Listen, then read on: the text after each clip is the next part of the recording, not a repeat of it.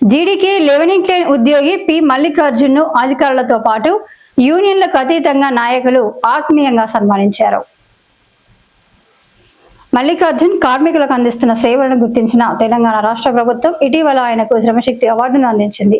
ఈ నేపథ్యంలో గని ఏజెంట్ శ్రీనివాస్, మేనేజర్ మల్లేశం, ఇతర అధికారులు యూనియన్ నేతలు మల్లికార్జున్ను అభినందించారు, ఆత్మీయంగా సన్మానించారు. మల్లికార్జున్ను ఆదర్శంగా తీసుకుని ప్రతి కార్మికుడు సంస్థ ఉత్పాదకతకు సహకరించాలని అధికారులు కార్మికులకు సూచించారు. ఆత్మీయంగా తనను సన్మానించిన అధికారులకు, కార్మిక సంఘాల నాయకులకు, కార్మికులకు మల్లికార్జున్ ధన్యవాదాలు తెలిపారు.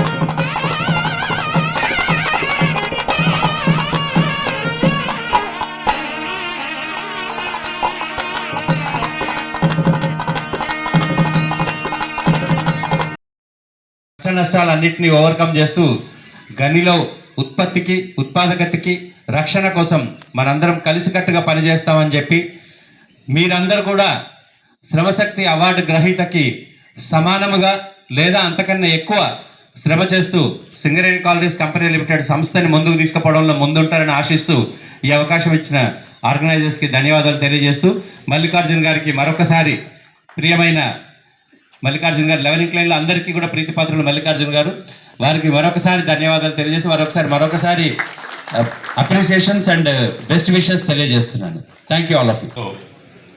1992 జనవరి 15వ తారీఖు నాడు రిపోర్ట్ చేయడం జరిగింది. ఆ రోజు నుంచి ఈ రోజు వరకు గనిలోనే పనిచేస్తూ ఇంకొక 2 నెలల కాలంలో జూలై 31 నాడు సింగరేణి నుంచి రిటైర్ కావడానికి కూడా రెడీగా ఉన్నాను. దానికి గతంలో నేను ఐఎన్టీసీలో కానీ టీబీజీకేస్లో కానీ పనిచేస్తున్నప్పుడు కార్మిక సోదరులందరూ కూడా ఎంతో సహాయ సహకారాలు అందించి కార్మిక సమస్యలు పరిష్కరించడంలో సహకరించిన సీనియర్ కార్మికులందరికీ తెలుసు. ఎందుకంటే ఈ మధ్య కాలంలో కొంత స్తబ్దంగా ఉండడం జరిగింది, కానీ కార్మిక సోదరులతోటి ఎప్పుడు కూడా అటాచ్మెంట్ కట్ చేసుకోలేదు. దానికి సహకరించిన అదేవిధంగా ఈరోజు నేను చేసిన ఈ కార్యక్రమాలన్నిటికీ రాష్ట్ర ప్రభుత్వం నుంచి శ్రమశక్తి అవార్డు రావడం, అది రిటైర్మెంట్కు దగ్గరలో ఉన్నప్పుడు ఈ అవార్డు రావడం చాలా సంతోషకరం. ఈ అవార్డు వచ్చినందుకు గని కార్మిక సోదరుల సమక్షంలో ఈ సన్మాన కార్యక్రమం జరగడం చాలా సంతోషకరమైన విషయం. అందుకు అందరికీ ధన్యవాదాలు తెలియజేస్తూ